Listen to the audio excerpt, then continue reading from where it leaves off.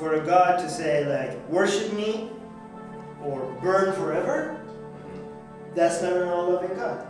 And you're taking a huge issue, right? You're taking a huge issue of judgment, of sin, of offense to an eternal loving creator, and you're putting it into one sentence. It is as simple as that. It's not as simple as that. How is it not as simple? There's a lot more to this. You're trying to say like, because like you're just phrasing it in a selective way. Because like my selective way could very well be, you know, God created all of us, and if you don't want to be with them, God will allow that, right? That's my creative way of phrasing it, right? But it's a huge story. But that's really what I feel. You feel that the issue comes down to this, right? You looked at the issue. You just said it though. You told me, you said that I believe that the whole, more important than anything else. Right, I agree with that. And so I would say the whole issue comes down to, if you want to be with God forever, you will be. God will grant you that. If you don't want to be with God forever, God will grant you that. But I think that you're selectively making that sound negative by saying yes, because not being with God is you're selecting yeah, making it sound less negative. Because not being with God is apparently you don't have a place where like, okay, they didn't let us in heaven, now we have this community that is not as bad, but it's not a community. It's hell. It's burn. It's either go to. There's no middle ground. You don't think that's fair because you don't consider it a crime or a very serious crime against God to deny His existence, to not accept His forgiveness. You just don't consider it a big issue, right? Yeah. So but that's your own personal opinions. So God, or anybody's personal opinion. Well, it's not. That is just. Well, you're putting your own sense of justice on there. We're talking. Okay, well, tell me how is that just? I would just like to reiterate the realm of what we're discussing here, because you and me, we're talking about right now. We're not even talking about if God exists. Well, we are kind of because we're saying if God exists. We're talking if the God of the Bible exists. Yeah, we're saying if the God of the Bible exists. You know, this isn't fair, right? Which is a contradiction. But God Himself is saying, like the God that we're talking about.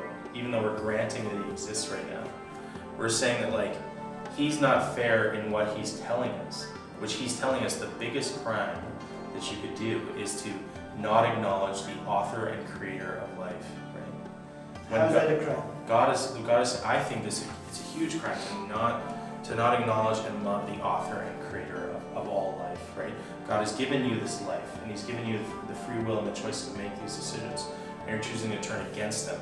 And so I don't think that good deeds, like saving lots of lives and having nice kids and giving away lots of money, outweighs that, right? But so it doesn't. You think that crime is so big, it's so horrendous, not to acknowledge God. Yeah, I think that it outweighs all the good deeds that you have done. Yeah, I do. That's how big of a deal that is. Yeah, I do. And you see that as just. Because I think that's redefining. I think that only one sin, just one sin against God, is enough to warrant us not to be in His holy presence. And it's such a horrific crime that you think burning somebody forever is acceptable punishment. I think that if that's God's chosen punishment in a place of separation. It's not the separation that's an issue. A lot of theists make it sound that the separation from God is a big issue, but let's focus on the burning. I think that you're very influenced by like the medieval paintings of hell, you know, more than... You don't think that hell is a place of burning?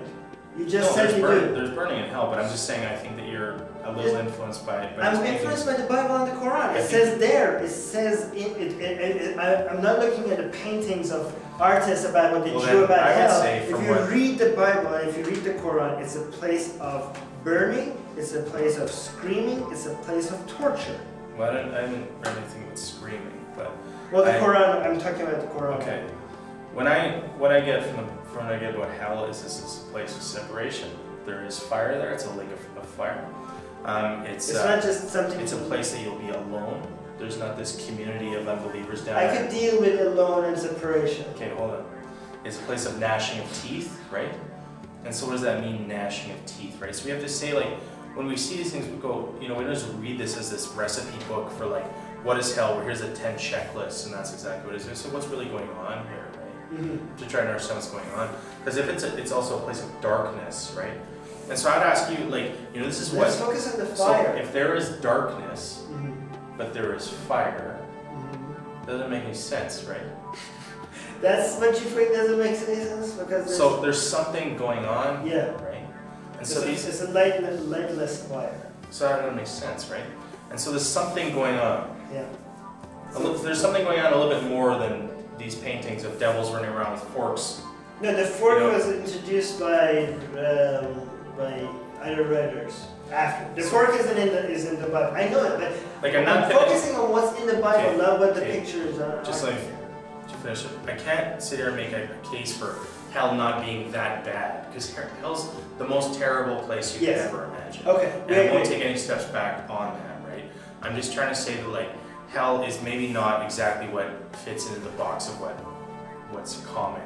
Let's focus on what we agree what the Bible is trying to say the hell is, not the parts that we don't. If you don't want to go to hell, you don't have to go there. I'm not. That's a separate issue. You're not going to wind up in hell by surprise. That's my point, right?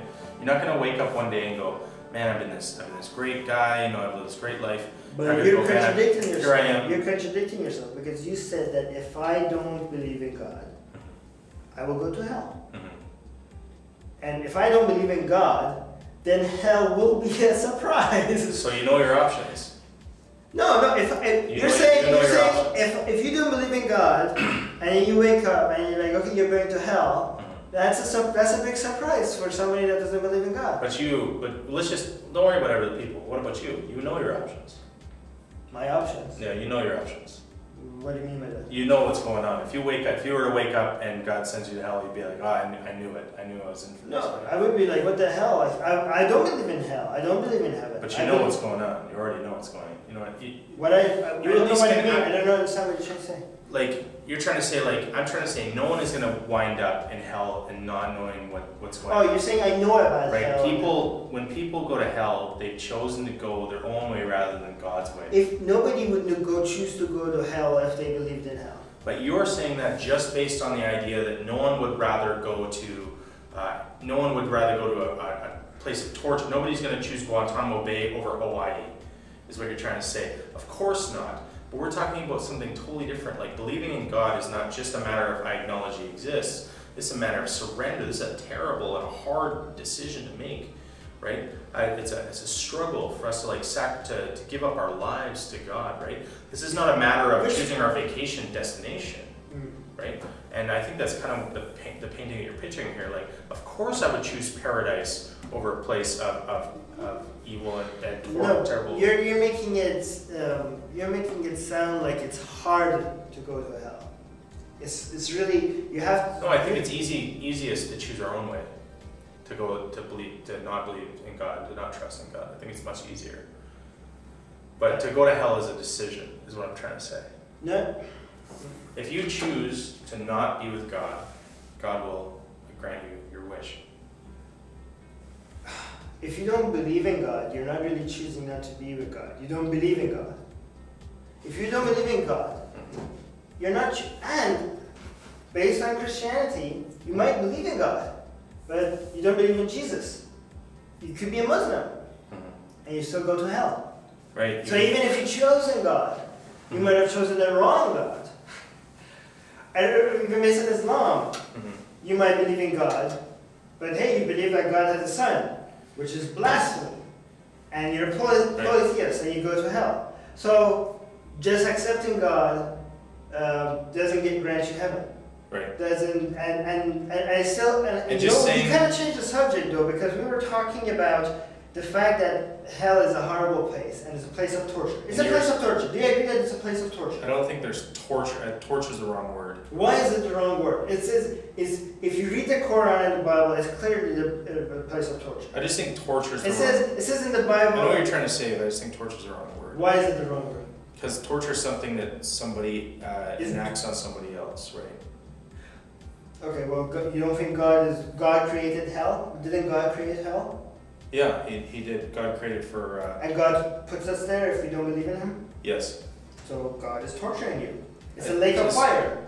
The lake of fire is not there for us just to look at it. we're gonna be in the lake of fire if we go to hell. So your point here, right, is what the case that you're making is that the punishment does not fit the crime, right? So well, that punishment doesn't fit any crime. Right, you're trying to say that God isn't just because hell is... And that punishment doesn't fit any crime, one. Second of all, denying God is not even a crime. And, yeah, even if there's a God. These are your own personal opinions. I think it's not. I don't think it's just my personal opinion. I think it's just. You don't have any objective reason to believe these things. Let's make it more objective. Definition of just. What's the definition of just? The punishment has to fit the crime. Yeah. Right? How could burning for eternity be justified for any crime? And you're making this case that it does. Let me ask you. Because not believing in God and denying the existence of God is a horrendous crime. More than torturing people, more than killing babies, more than raping women.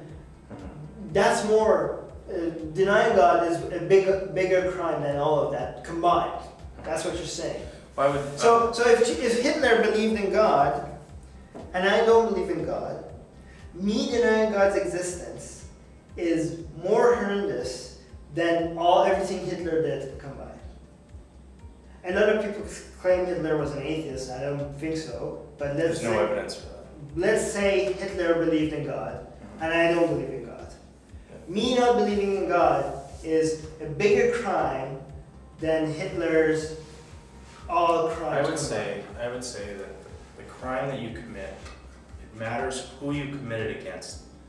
For example, no, but you're saying that. Just slow down a little bit. Okay. If I steal $5 from my mom's, if I steal money from my mom's purse, right? I can probably expect to get grounded.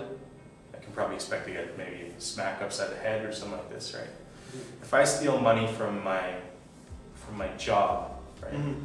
I can expect a bigger punishment. Okay. If I steal money from the government, like from the FBI, for example, if I steal money from the FBI, I can expect even a bigger punishment, right? And so the punishments get bigger depending on who you're offending, right? Like nobody wants this thing. I'm gonna go steal from the FBI today, and I'll get off with no problem.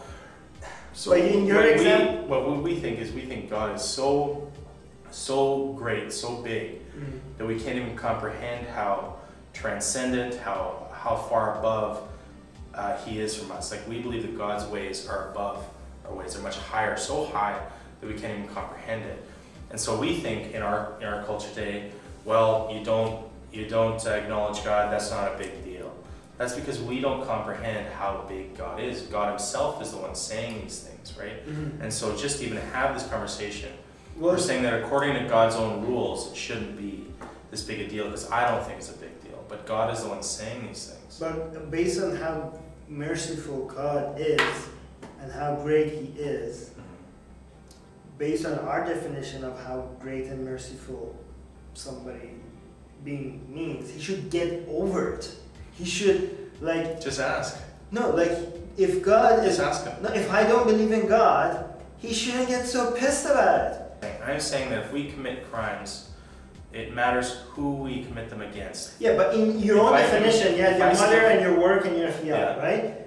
What changed? Your mom cares more about you and loves you more than your work, and your work cares more about you and than your FBI. And God should not be at the FBI end. God should be at the mother's end. Because God should be more loving and more caring to you than your mom. So if your mom forgives you for stealing $5, your mom is more likely to forgive you because your mom loves you more than your work.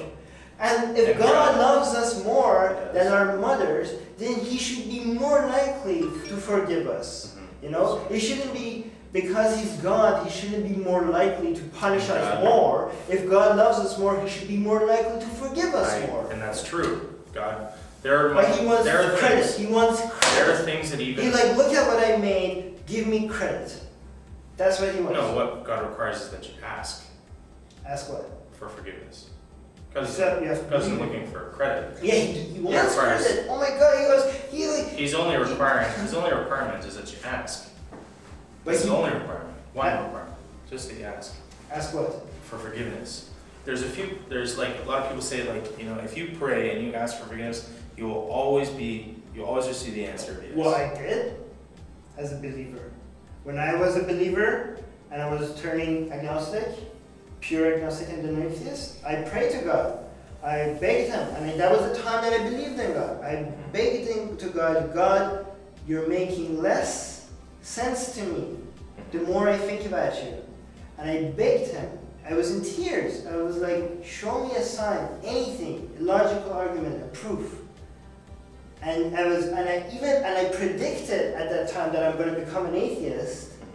And because I was not yet an atheist, I asked for God's forgiveness for what I was about to become. I was thinking that I'm going to become an atheist, and I said, God, if I become an atheist, please forgive me for that, right?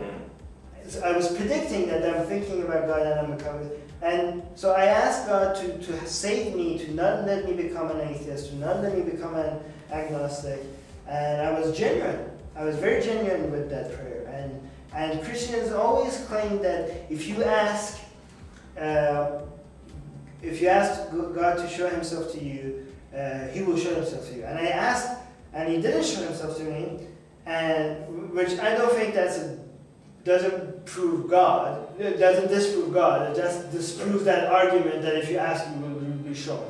And I mentioned this to a couple of Christians. They were like, "Oh, you were praying to Allah, which is a false God." It's like apparently God cares about the name I choose to call Him. He does care. It's like, you were praying, but you didn't call me by my right name. So I didn't answer your prayer because I like to be called on my right name. I think there's a lot of truth in what you were saying, because I have no problem, because it's a promise of the Bible that says if you draw near to God, He will draw near to you. But you're right about God's name, because it's at the name of Jesus that every knee will bow. It's not the name of any other God. And so, like, if somebody calls me, like, I've been called by the But the good thing is that you see that this is not proof against God, because your life story is not over, and you also haven't given up the search for evidence, right? Yeah. You're still open to these things, right? You're still open to evidence. If someone were to present the evidence, irrefutable evidence of God tomorrow, you'd be the first one to sign up, right? Yeah. If you give me a proof, give me evidence, I will become a believer. And so, as a Christian, I love that. I think that's awesome, because most people, a lot of people I meet are very closed to that idea.